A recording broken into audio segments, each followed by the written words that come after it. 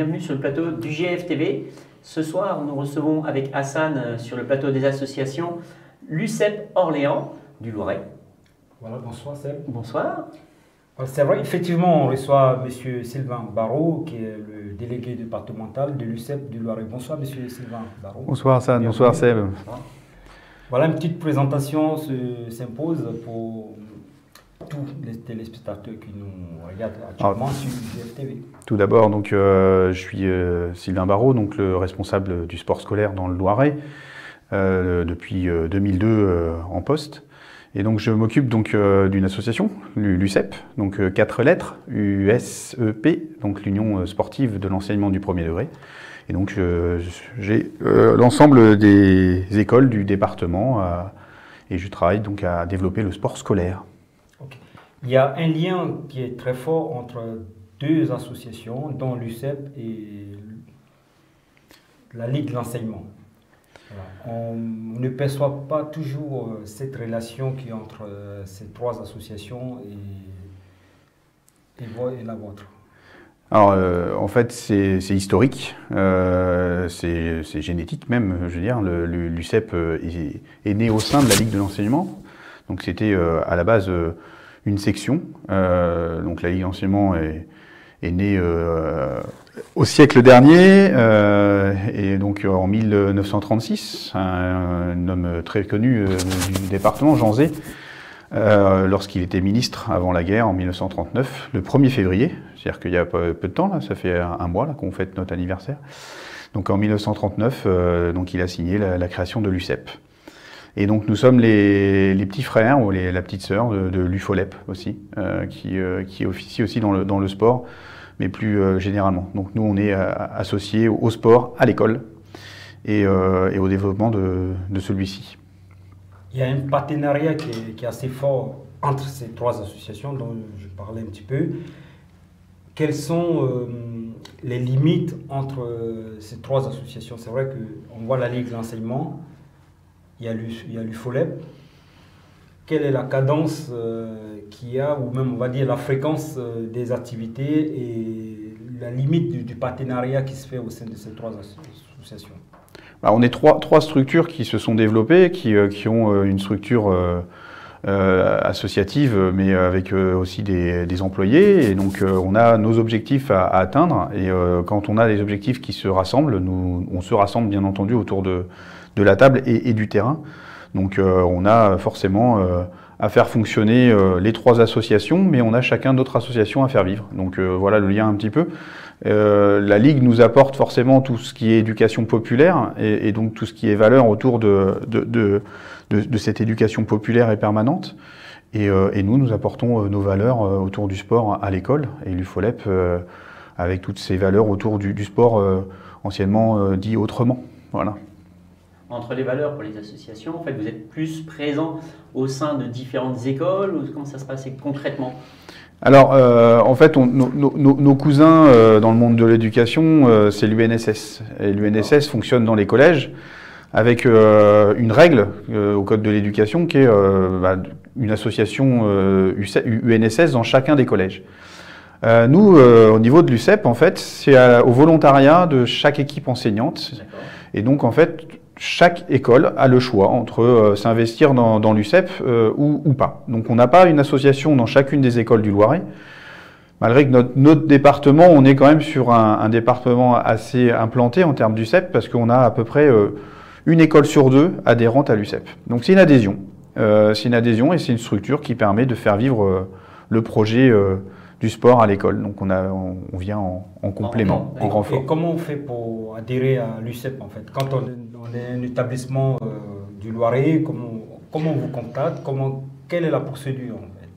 Alors les enseignants, l'équipe enseignante, donc plus ou moins grosse selon les écoles, font le projet. Alors souvent c'est dans le cadre du conseil d'école, qui rassemble forcément à la fois les enseignants, mais aussi les représentants politiques, mais aussi les parents, et dans certains conseils d'école, des représentants d'enfants aussi. Donc en fait, c'est cette genèse de ces 3 ou 4 mondes qui vont faire pousser ce projet de construire cette association UCEP. L'association UCEP dans l'école, elle reste l'outil de l'école elle-même. Et elle est composée statutairement par les enfants, les élèves, les enseignants et les parents. Et chacun peut trouver sa place pour faire vivre le projet et construire des projets, justement, des projets autour du sport, et faire en sorte qu'au quotidien, le PS, donc le sport et l'éducation physique à l'école que l'enseignant doit mettre en place, soit gratifié de notre présence ou amélioré par notre prêt de matériel ou simplement on a un projet d'aller ou de sortir, ne serait-ce que pour faire du vélo. On apprend le vélo à l'école, on apprend le vélo avec papa et maman.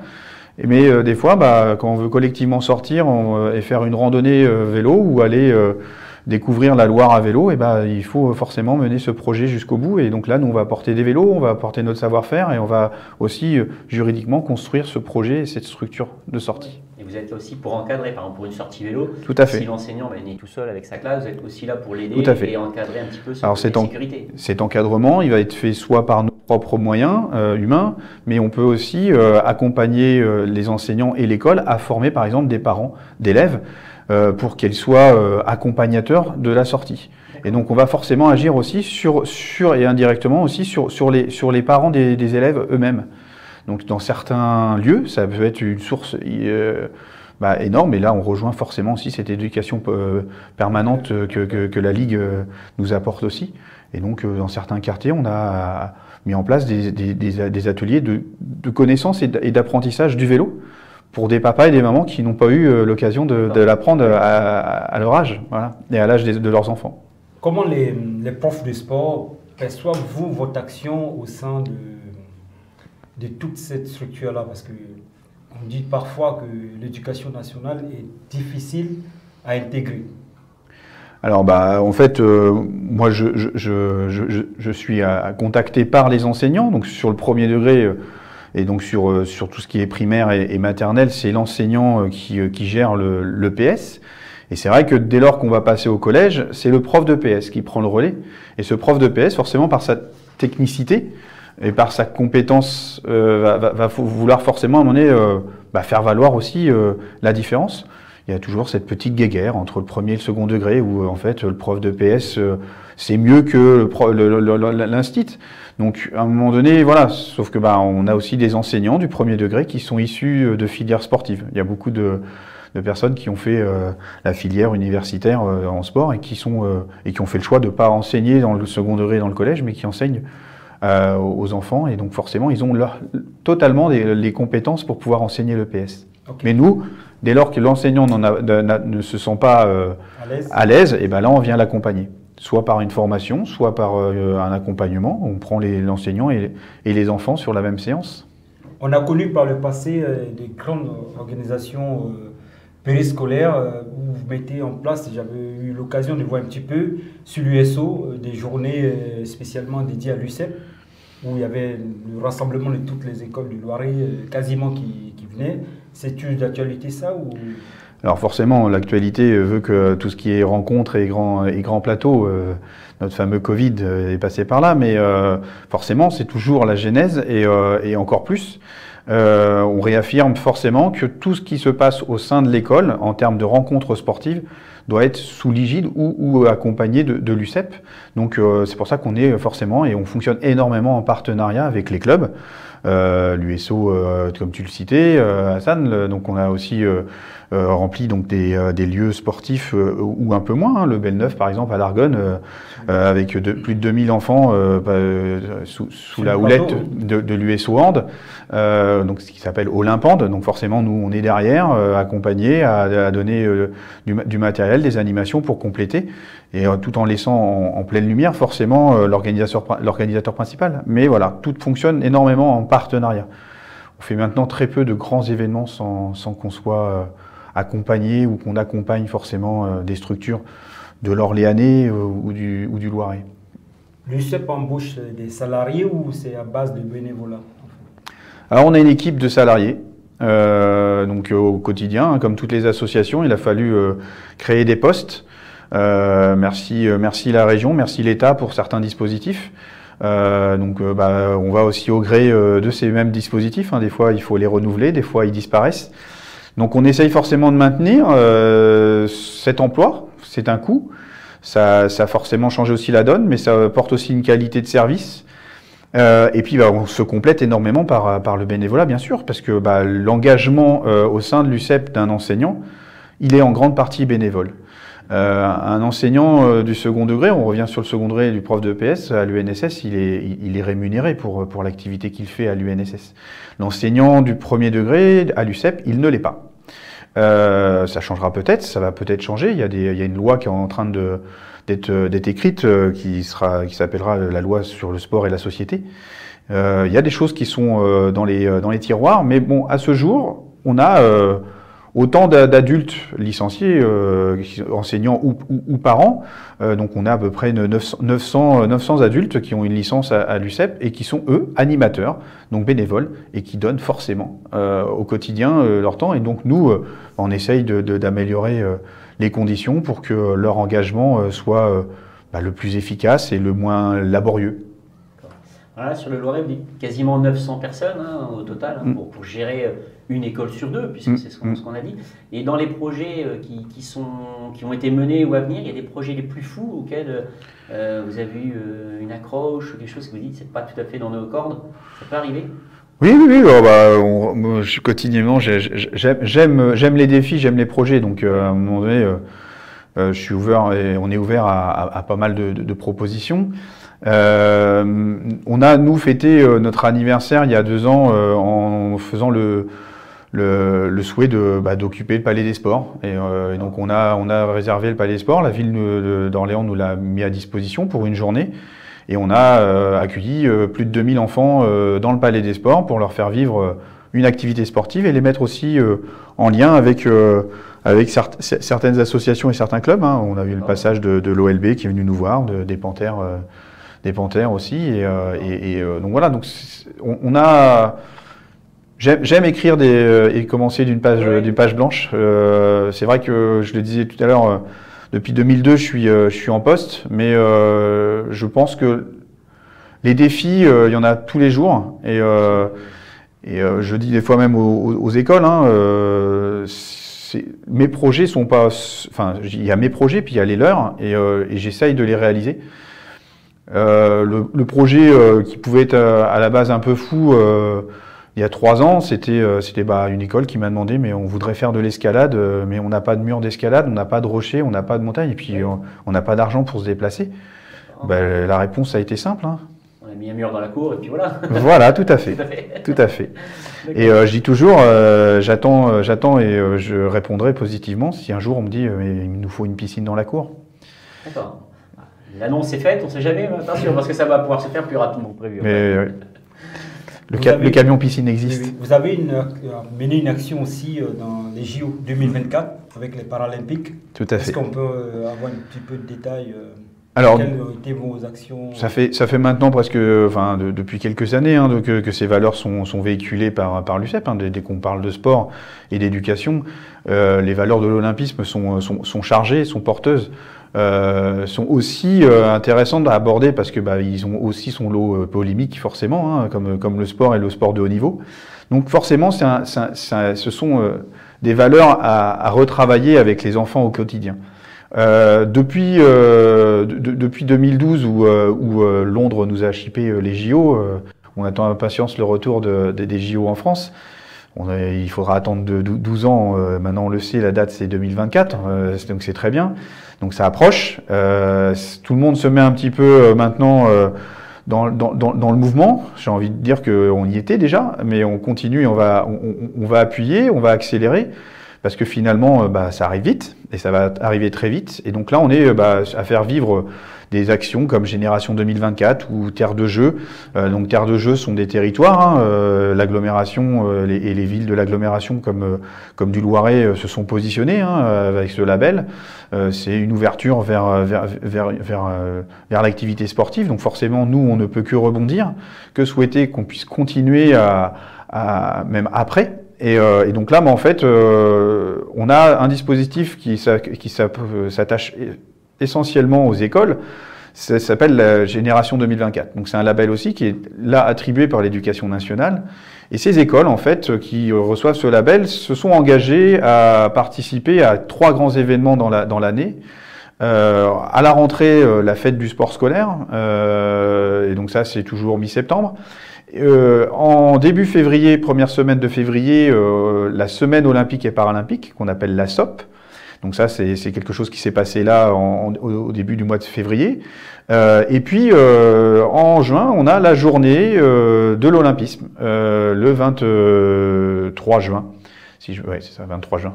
Faut pas confondre avec le 21. Le 21, c'est la fête de la musique. Hein, elle est très attendue encore cette année. Mais le 23, donc 2 jours après, c'est la fête de l'olympisme. Et donc, sur ces 3 temps-là, en fait, donc les écoles doivent être positionnées, doivent agir et faire fonctionner et travailler autour de ces valeurs-là. Donc nous, sur ce que l'on a apporté, on a apporté forcément notre accompagnement pour rencontrer l'olympisme, soit en mettant en relation avec des sportifs de haut niveau, mais aussi faire vivre aussi au sein des écoles des activités olympiques et puis ces valeurs olympiques, bien entendu. Sur cette semaine-là, on met nous aussi un ton un peu plus important sur le paralympisme pour connaître aussi que il n'y a pas que les valides qui font des exploits et que ce sport forcément on a aussi le paralympisme et c'est pas parce qu'on a et déjà le paralympisme est tellement varié. On n'est pas forcément tous dans un fauteuil et on n'est pas tous avec un handicap physique, on a aussi d'autres handicaps. Et tout ça, c'est des choses qui sont intéressantes parce qu'en plus, les valeurs véhiculées du vivre ensemble, de vivre avec la différence et ainsi de suite. Donc tout ça, c'est des choses qui sont des valeurs qui sont porteuses et on utilise forcément le sport pour pouvoir atteindre ces valeurs. Donc c'est un peu aussi, nous, notre leitmotiv un peu à l'UCEP, c'est qu'on fait rarement une intervention sur des grosses actions que sportives. On est surtout on utilise le sport comme vecteur, vecteur d'éducation pour aborder le vivre ensemble, l'olympisme, les discriminations. Qui me permet de rebondir un petit peu sur vos partenariats.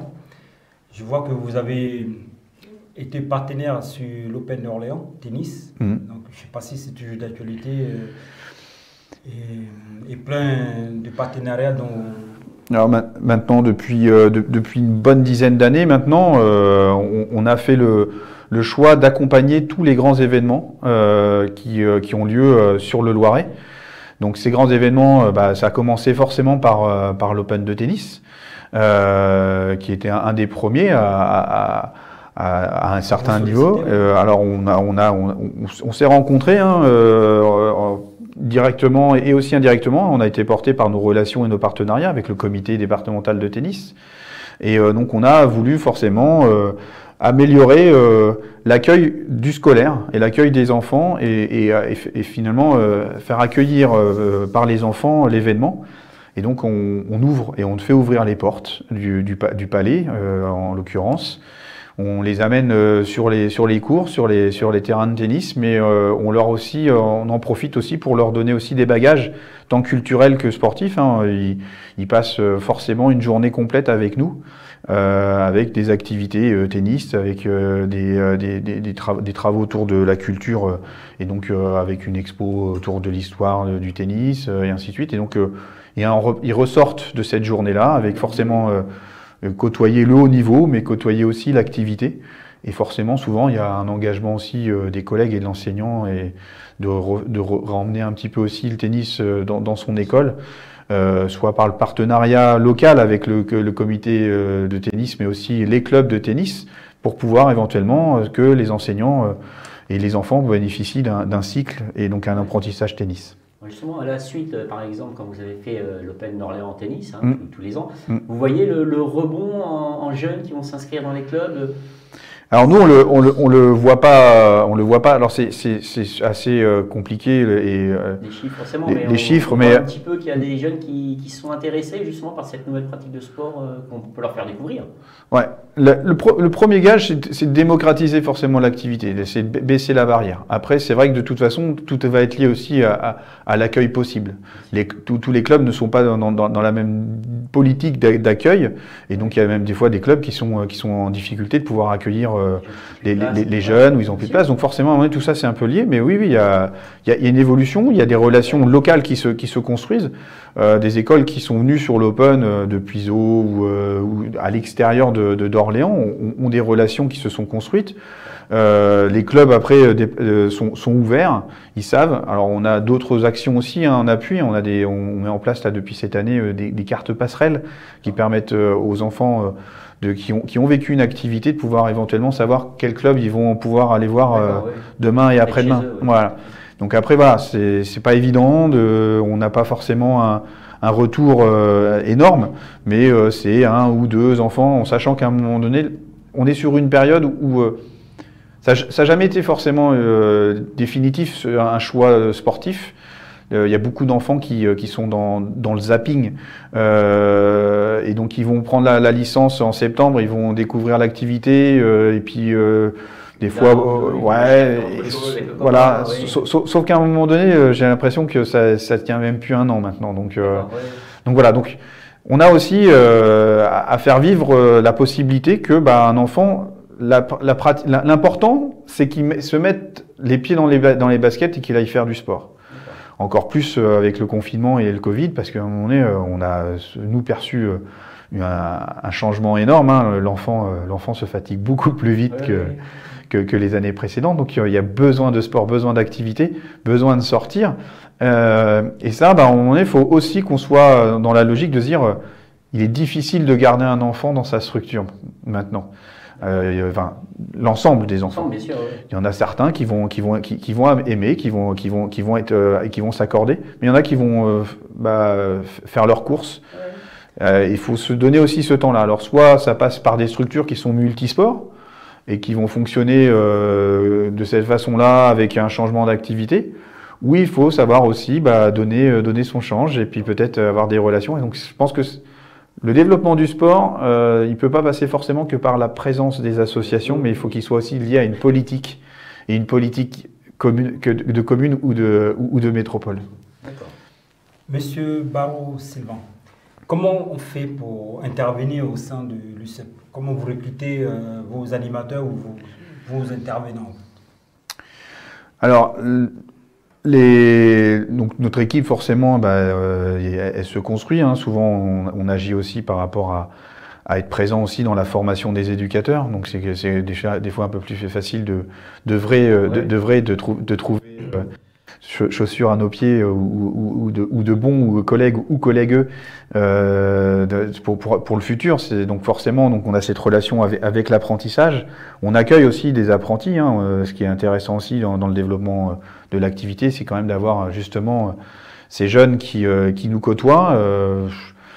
Je suis le métier. Voilà, et beaucoup plus tôt que prévu, parce que on surfe énormément, nous, avec tout ce qui va être dispositif éducatif. C'est-à-dire qu'un enfant, forcément, en 3e, doit forcément faire son stage. Donc, nous, nos portes, ils sont ouvertes. Donc, moi, au quotidien, enfin, je vais dire pas au quotidien, mais régulièrement dans l'année, je reçois des stages de 3e pour découvrir le monde de l'éducation, du sport. Mais je les suis finalement de la 3e jusqu'à leur diplôme. Je suis en capacité de les suivre au fil de leur stage. Je reçois énormément de stagiaires, en fait. Mais peut-être un peu trop, des fois. Mais... Donc, Vous êtes exactement basé où ? Alors, je suis sur le quartier de la Source. Alors, on était le quartier de la Source, on est juste à la frontière. Maintenant, on est sur Olivier, on est sur la ZAC des Aulnay. Et donc, on a notre siège à l'heure actuelle, là, ici, sur le 371 rue d'Alsace, à Olivier. On va arriver tout tranquillement au terme de cette émission. Est-ce que vous estimez qu'il y a des choses que vous voulez qu'on en parle, dont on n'a pas forcément pensé, Seb? Bien sûr, les futures activités qui vont arriver, parce qu'avec le Covid, on sait qu'en ce moment, c'est difficile, on ne sait pas trop où on va, mais il y a quand même des petits projets qui vont avoir lieu, parce que dans les écoles, il faut le dire, les élèves sont à l'école, donc de toute façon, vous allez intervenir s'il y a un besoin pour eux. Alors on intervient, on a réussi à ne jamais arrêter. On a arrêté comme toute la France. Voilà. Le confinement strict. Voilà, de mars, avril, mai de l'année dernière. Mais depuis la reprise, on a toujours été au quotidien. Avec forcément cette adaptation du protocole qui nous impose finalement maintenant d'être au service de l'individu encore plus, alors ce qui va à l'encontre un petit peu de nos valeurs collectives de vivre ensemble. Mais on répond forcément au projet de classe. Et donc là, au mois de mars, on a quasiment des classes savonnées sur des thématiques où on va rencontrer, donc on va dans l'école et on reste une semaine avec les enseignants sur place et on va explorer les thématiques. On va travailler autour des thématiques, autour des discriminations et le sport. Donc forcément, on les voit aussi à la télé, tout ce qui est autour du sexisme, du racisme, de l'égalité filles-garçons. Et donc tout ça, ça va être quelque chose qui va être abordé au mois de mars, avec un temps fort sur la deuxième semaine de la reprise, là, 15-20, où on a des actions qui sont prévues dans les écoles. Après, on va forcément aussi accompagner un autre événement majeur maintenant de la carte métropolitaine, c'est l'Orléans Master, oui. Donc qui va peut-être être le seul grand événement à être maintenu, certes à huis clos, mais avec un gratin énorme. Et nous, on va ne pas rentrer dans le Palais des Sports cette fois-ci, mais on va accompagner le master par un village installé sur le parc Pasteur. Donc normalement, toutes les écoles seront accueillies, tous les groupes, même Azelco et Centre de loisirs, donc sur des animations qu'on le fera en partenariat avec Formasat, qui est un organisme d'apprentissage des brevets d'État sportifs. Quelle date à peu près ? Donc c'est la semaine, ça sera la semaine de Masters d'Orléans, donc c'est à partir du 20 mars.